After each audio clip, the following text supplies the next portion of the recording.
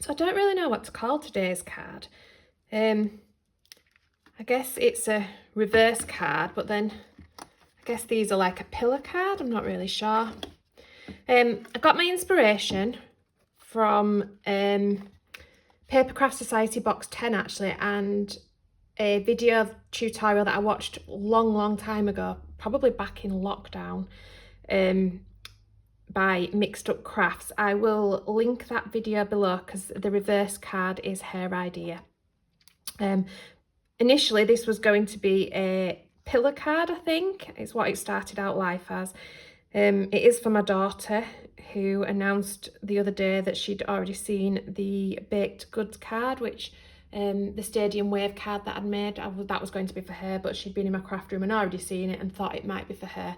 So I thought, you little monkey, I'm gonna have to come up with something else. So we've got this instead. So I'll show you how to create it. So we're going to start with a sheet of card which measures 8 3/4 by 6 inch. You want the 6 inch at the top, and you're going to score at 1/2 inch. Spin it round, and then I want you to score at 2 1/4 and at 6 1/2. Just bob that to one side. You want a second piece of card which measures 6 inch by 4 1/4 inch, and again you're just going to score down that 1/2 inch edge. Bob that to one side, and then grab a pair of scissors, and we're going to cut out these two corners here. So I'll show you what I mean.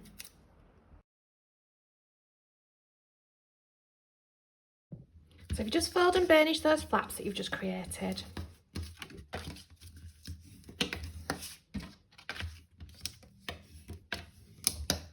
And then just bob this one to one side because you don't need it just yet. So to create the strips that go over the front, you want a piece of card which measures 3 by 10 3/4 inches, and you're going to score this at 1/2, 1, 2 1/2, 3, 7 3/4, 8 1/4, 9 3/4, and 10 1/4. I'm going to write a blog post and I will link it in the description below, so all these will be written down for you as well. You then need to fold this so that you have got a mountain, a valley, a valley, a mountain, a valley, a mountain, a mountain, and then a valley. So it should look like that.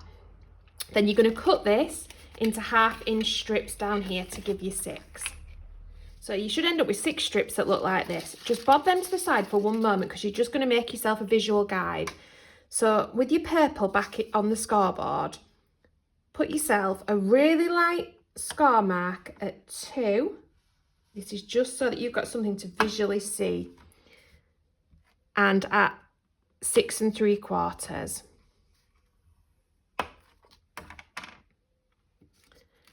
And that's going to give us that shape there. In fact, you also want to put a little mark really light at the 1/2 inch mark and at the 8 1/4 mark. And these are just visual guides so you can see that you've got it in the right place. Then you're going to glue them on so they look like this. Now, using them score lines that you really lightly created, you want to line them up as you go down. Use liquid glue so it gives you that bit of wriggle time. And line the first one up with the top of the card. You then want to just lay one flat. And then we'll do the next one. So we're going to use that as a spacer. So I'm going to put glue on here, here, and here.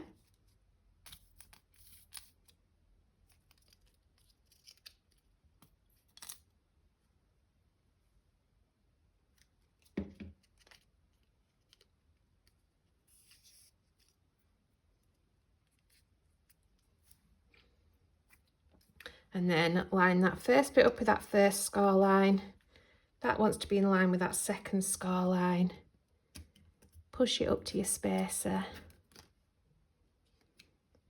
That wants to be in line with this score line here.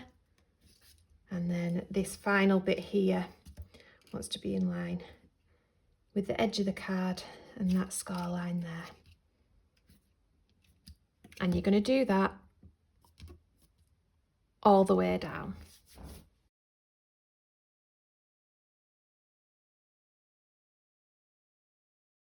Then when you get to your bottom one, you're going to use the card base as your guide.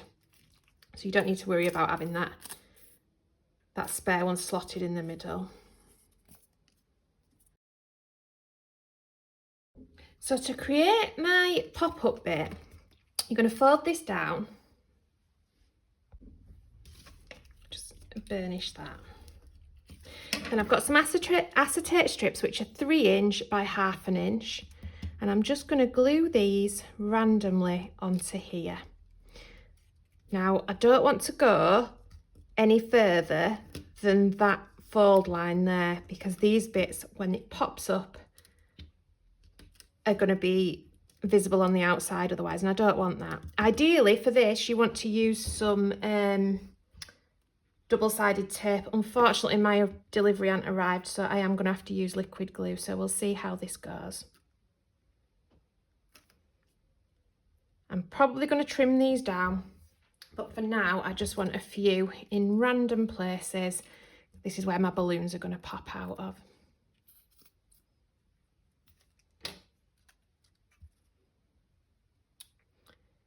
And I need to make sure that I'm within these pillars here, because these bits need to fall flat, so this is going to go down first. You'll see what I mean when we've got it all up and together. And I think I'm probably going to put about 4 of these in.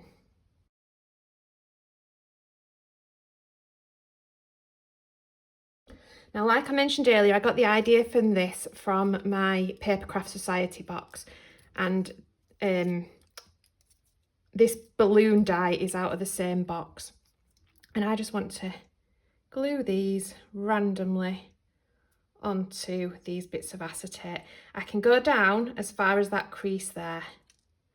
Any further than that and it's going to bend, so we'll just bob a bit of glue on these. I'll speed you up for this bit.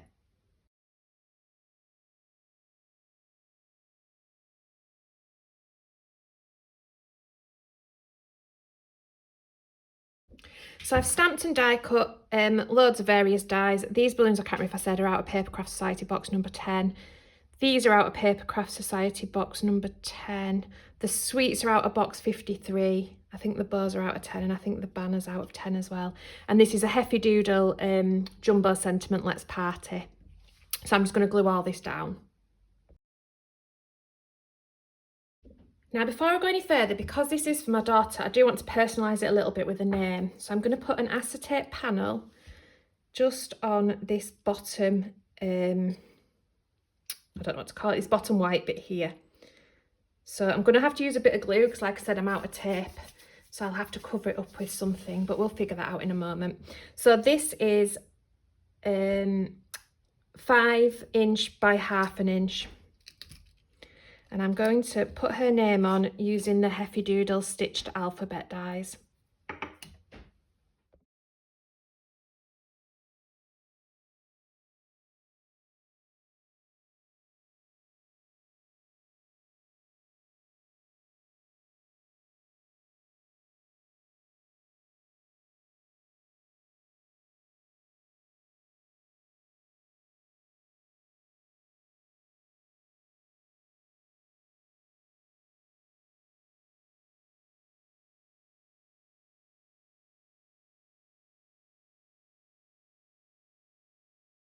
So to create the pop-up mechanism, you're going to get the piece of card that you cut before.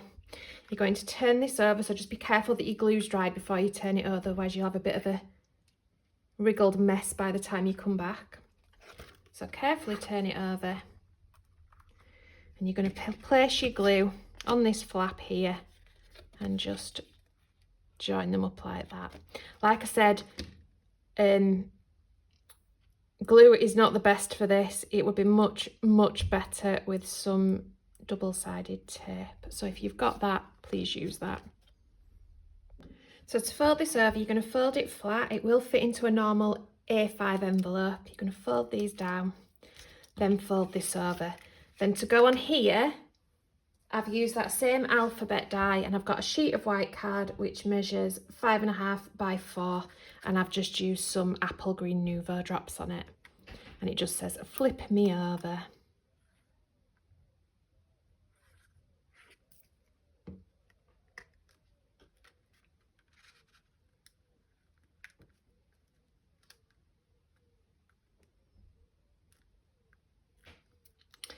Thank you ever so much for watching. I really hope that you enjoyed that. Please don't forget to hit that like and subscribe button.